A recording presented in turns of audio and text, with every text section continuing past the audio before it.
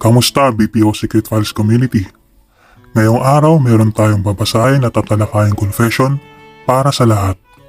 Huwag kalimutang mag-like, share, and subscribe sa lahat ng ating mga channels. Maraming salamat po. Hi admin, please hide my identity po. Hi nga pala dun sa babaeng taga-I-Core, Dasma T-Mobile 4th floor. I think trainee pa lang siya now. Lagi ko siyang nakikita sa prod pati sa baba. Sa smoking area, sobrang lakas ng dating niya. Bagay na bagay sa kanya yung transparent glasses niya.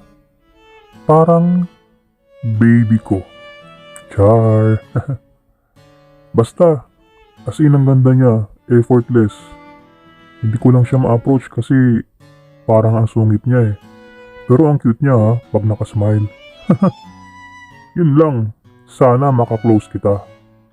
Tag nyo na lang po ako sa pangalang Rob.